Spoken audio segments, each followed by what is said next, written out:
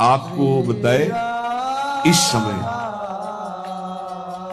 पूरे विश्व में सहचरी भाव की जो उच्च अवस्था, पूज्य श्री सदगुरुदेव भगवान को, हमारे सदगुरुदेव इसलिए हम कह रहे हैं ऐसा नहीं, जो उच्च कोटि की अवस्था है, जहां पहुंचना बड़े बड़े ब्रह्म प्राप्त महापुरुषों के लिए भी दुर्लभ है, उन लाडली जी की श्रीअंग परिचर्या में नित्य निरंतर स्थित और समस्त वाणियों के रस का अवगाहन किए हुए महापुरुष पूज्य सदगुरुदेव, और वैसे अपने को छुपा के रखते हैं कि अकेले निकल जाए ना तो कोई बोलने वाला नहीं। ऐसा उन्होंने अपना रहन ही रखा है कि कोई ये सोचने के लिए कि बाबा जी हैं कि भी नहीं है। एक हरे रंग का अंगूछा लगा लिया और एक कमंडल, एक छड़ी बजा रहे, एक अंगूछा इसे नीले रंग का रखा है। वो ऐसे अवधूत महापुरुष है, उनको पहचानना बड़ा मुश्किल। फाइनल में जानते हो कैसा प्रश्न आता है? हाई क्वालिटी का भोग। शब्द समझ लो, जीवन में जो सोच तुमने की होगी, कल्पना, उस कोटि का भोग आएगा तुम्हारे पास। भोगो, फ्री भोगो, कोई संकोच नहीं, कोई भय नहीं, कोई नियम नहीं, कोई मर्यादा नहीं। क्या चाहिए तुम्हें? ये आखिरी है तुम्हारा। अब लगा भगवान तो मिल ही जाएंगे यार, आगे नहीं तो कल मिल जाएंगे। ये जो एकदम ऑफर आया है, इसको तो स्वीकार नहीं। ये 12 वर्ष वाला फाइनल का प्रश्न है, तुरंत भूमिका बदलेगी। अगर आप जीत गए तो तुरंत अध्यात्म की भूमिका बदलेगी और आप ऊपर उठ जाएंगे। समय आएगा जब ठोकर लगेगी, तब फिर याद आएगा, तो फिर वो रास्ता तो खुला ही है। श्री जी तो कभी नाराज, नेक हो न रिस्क हो, भूली हो न हो सकी, तो पीठ किया तो सामने संसार, और जब इधर थप्पड़ लगा तो फिर प्रभु की तरफ, तो रास्ता खुला है, उधर तो कभी बंद नहीं हुआ। जब आ जाओ तब आ जाओ।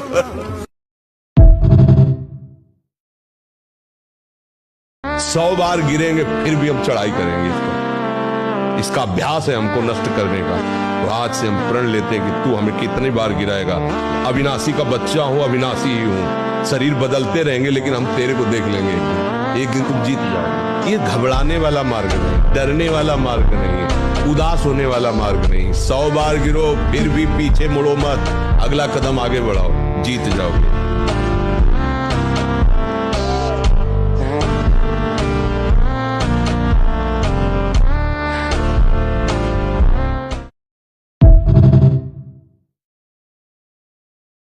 और गांव की पद्धति थी, जब एक दूसरे से मिलते थे तो राम राम भैया, नहीं तो 2 बार वो बोला, 2 बार वो बोला, राम राम राम राम, ऐसे बड़ा पवित्र व्यवहार था।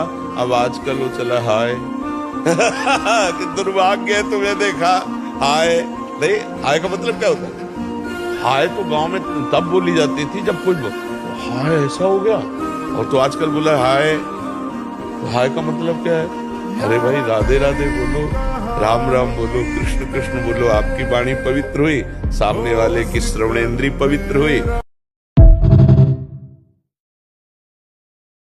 इसीलिए कहा जाता है कि बड़े भाग्यशाली जो जवान अवस्था में भजन में चलते हैं, पर माया भजन नहीं करने देती।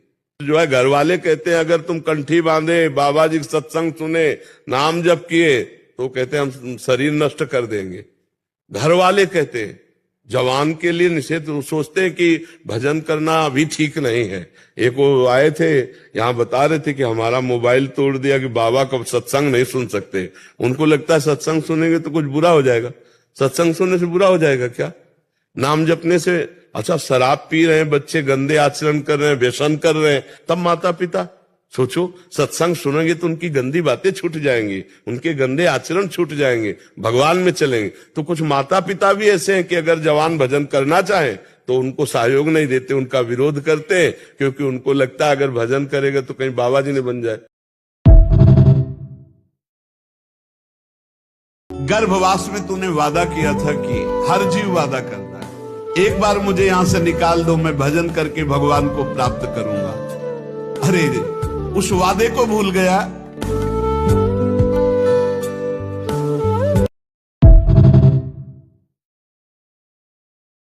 जिस दिन आप अपने गुरु के हो जाओगे, भगवान के हो जाओगे, तो आपके अंदर एक तेज आ जाएगा, एक शक्ति आ जाएगी, सबसे लड़ने की सामर्थ्य आ जाएगी। साधु अकेला होता है, पूरा संसार एक तरफ होता है। सच्ची बात वाले में जो सत्य मार्ग के साधु है, अकेला होता है। हर संसार का व्यक्ति, वस्तु, स्थान उसको परास्त करने के लिए होता है, और वो अपने चिंतन को सबसे समेट कर एकमात्र भगवान में लगाता है। तभी जयति जयति जब उच्चरे, तभी उसको नमस्कार करते, उसे प्रणाम करते, तो वो तुम भी बन सकते हो। गृहस्थ में होते हुए भी वैसे बना जा सकता है। इसलिए हमारी प्रार्थना है, पहले तो आप रोइए मत, किसी भी पीड़ा में रोइए। रोना है तो प्रभु के प्यार में रोइए, बस।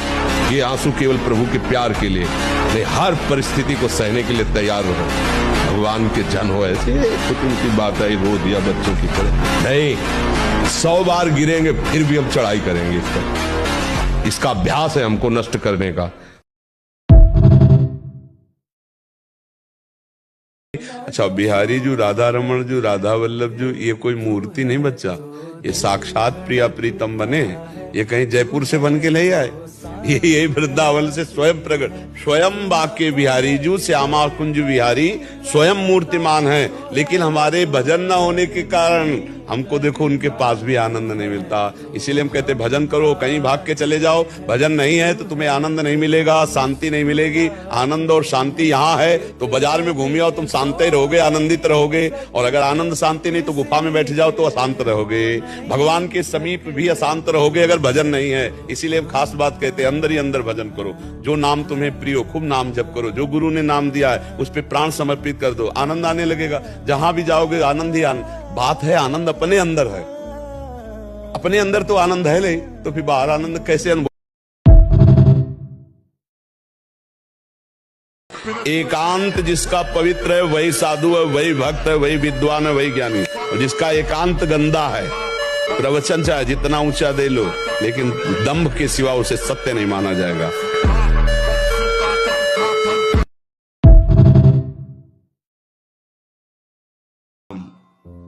ऐसी मोहिनी जो के मुख कमल कांत की मोहिनी सामर्थ्य है कि मोहन इनकी मोहिनी आकर्षण वृत्ति में विवश है, विवश। स्वामिनी जी की भावभंगिमाएं, स्वामिनी जी का लावण्य, स्वामिनी जी का रूप ऐसा चमत्कृत है, ये कौन बात जो अबहीं और अबहीं और अबहीं और है। समस्त अंगों में माधुर्य की, स्वभाव में अद्भुत भोरेपन और चातुर्यता की, कलाओं में सर्वोत्तम प्रेम कला की आचार्य हमारी स्वामिनी जी, ये रस प्रेम रस सिंधु का सार है।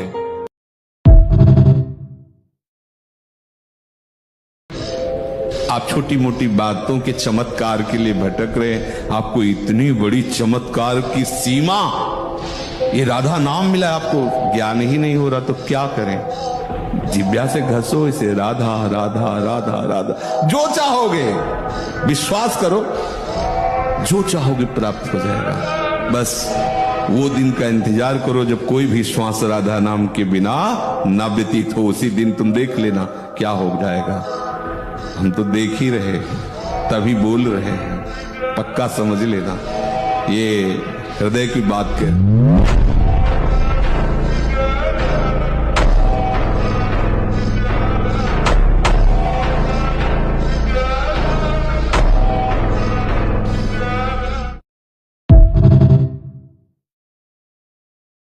महाराज जी, मेरा प्रश्न यह है कि मैं राधा नाम संकीर्तन हेतु बाहर जाता हूँ जहाँ बहुत मान सम्मान मिलता है। मैं विरक्त मार्ग पर भी चलना चाहता हूँ, हमेशा डर बना रहता है कि इस माया के चक्कर में ना पड़ जाऊं कहीं। महाराज जी, मेरा मार्गदर्शन करें, कैसे साथ। देखो, हमारी प्रार्थना है कि जब तक भगवत साक्षात्कार ना हो जाए, चना भून ना जाए, तब तक बहुत होश में रहना चाहिए। क्योंकि आकर्षण, माया का मनोरंजन, ये जीत पाना बहुत कठिन है। अगर हमें समाज में सम्मान मिलने लगा, प्रियता बढ़ने लगी, तो उसके सहने की सामर्थ्य चाहिए ना। सम्मानम कल्याति घोर गरलम नीचा अपमानम सुधा, श्री राधा मुरली धरो भज सके वृंदावन मां त्यज। भेंट मिलने लगती है, प्रणाम नमस्कार मिलने लगता है, देहाभिमान नष्ट नहीं हुआ, उपदेशक बन गए, जो उपदेश दे रहे हैं उसका स्वाद नहीं चखा, मामला गड़बड़ हो जाता है। मुझे लगता है कि अभी जब तक स्वयं भगवत साक्षात्कार ना हो, तब तक यहाँ कीर्तन करो, इस देश को पावन करो और सबके चरणों में झुको, सब में भगवत भाव रखो। फिर एक आवेश आता है, भगवत आवेश, वो जो कराना चाहेगा वो करवा देगा। बड़ा आश्चर्य हुआ था कि इतना समय जब इस ब्रह्मचर्य के विषय में चर्चा हुई, उन्होंने सुना, तो वो चूंकि कहीं ना कहीं पवित्रता हृदय में थी, तो बोल पड़े माइक में खड़े होके कि इतनी आयु है पर मैं ऐसी गलती आज भी करता हूं, अब मुझे बचा लो। इस महारोग का आना सहज है, पर इससे पिंड छुड़ा लेना बहुत ही कठिन है। किसी डॉक्टर की ना किसी दवा की कोई सामर्थ्य नहीं इसको छुड़ा सके। बहुत गौर से सुनना, और प्रायः इसको बहुत हल्के में लेकर के अपने जीवन को नष्ट किया जा रहा है। ये सबसे बड़ी क्रूरता अपने साथ तुम कर रहे हो यदि हस्त क्रिया के द्वारा अपनी जीवनी शक्ति को नष्ट कर रहे हो। आपकी नस नाड़ियों से जीवनी शक्ति निचुड़ रही है। हमको वर्तमान के समय को प्रभु में लगाना है और निश्चिंत हो जाना है। अब आप जानो, आपका कार्य जानो। भगवत प्राप्ति उनकी कृपा से वो आके मिलेंगे ना, तभी तो। हमारी सामर्थ्य तो नहीं पहुंच सके, हमारी सामर्थ्य नहीं कि हम अपना मन पहुंचा सके। वो हमारे मन में आके बैठ जाते हैं, वो हमारे हृदय में आके बैठते हैं। हमें पुकारना है, उनके आश्रित रहना है, और भगवत प्राप्ति हमारी आज ही है, अभी ही है। ये आप इसलिए नहीं सोच पाते क्योंकि आप जीने की इच्छा करते हैं और आप आगे साधन करके फिर उसका फल भगवत प्राप्ति चाहते हैं। देखना, आप अंदर देखना, और हम ये सब करके जीवन की, अब वो बात तुम्हें बता रहे हैं। अभी इसी क्षण हमारा जो समय है वो राधा तो भगवत प्राप्त है। अगर मृत्यु हो जाए तो हमें भगवत प्राप्ति होगी नहीं। वो पुत्र बाने नारायण बुला रहा तो उसे भगवत प्राप्ति हो रही ना। हम अपनी स्वामिनी को पुकार रहे हैं, कोई पुत्र पुत्री को नहीं। राधा राधा राधा, हर क्षण भगवत प्राप्त हो रहा है। तुम भगवत प्राप्त नहीं तो और क्या है।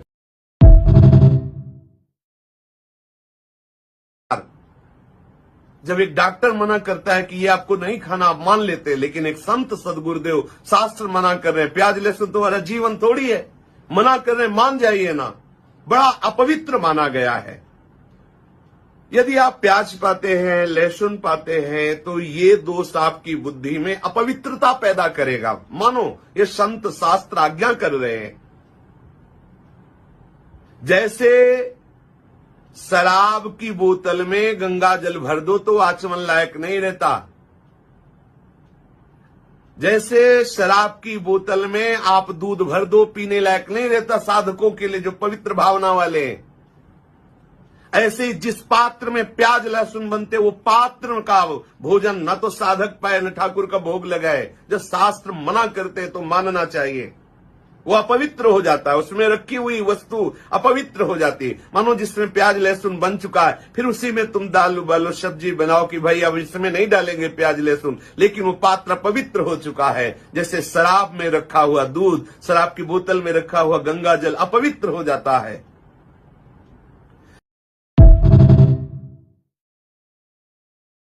नाम जप करते हो? अरे थोड़े बहुत से काम नहीं चलेगा। आप शरीर छोड़ के जाना है यहाँ से भैया, और यहाँ जो कुछ है वो सब घड़ी भी रह जाएगी तुम्हारी, यही घड़ी भी नहीं जाएगी, और ये हाथ भी नहीं जाएगा तुम्हारा हाथ भी तुम्हारे साथ ले जाएगा। और का हाथ का और कोई कौन हाथ हमारा पकड़े, हमारा हाथ भी नहीं रहेगा, यही सब जला दिया जाता है। केवल नाम जप जाएगा और आपके किए हुए शुभ अशुभ कर्म जाएंगे। इसलिए सबसे प्रार्थना है, मन लगे ना लगे खूब नाम जप करो, उठते बैठते चलते। इसमें पैसा नहीं लगता भाई, राम राम हरि हरि कृष्ण कृष्ण राधा राधा, इसमें कहने पैसा लगता है क्या? खूब नाम जप करो। आज से और बढ़ाओ नाम जप, बहुत बढ़िया धन है भगवत नाम। कबीरा सब जग निर्धना, धनवंता नहीं कोई, धनवंता सोई जानिए जाके राम नाम। आप जब के देखना आनंद आ जाएगा। आप भगवान से शिकायत करना बंद कर दोगे, रोना शुरू कर दोगे और भाषा बदल जाएगी। कितनी कृपा है प्रभु आपकी हमारे ऊपर, ऐसा अनुभव होने लगेगा। प्रिया जो निकुंज से बोल रहे हैं कि हे सखी, मैं सत्य सत्य सत्य कह रही हूं, ले जू याको नाम ऋणी ताकी रहो। जो कोई श्री हरिवंश ऐसा नाम उच्चारण करेगा, मैं उसकी ऋणी हो जाऊंगी, ऋणी हो जाऊंगी। सांसों की माला पे सिमरूं मैं पी का नाम।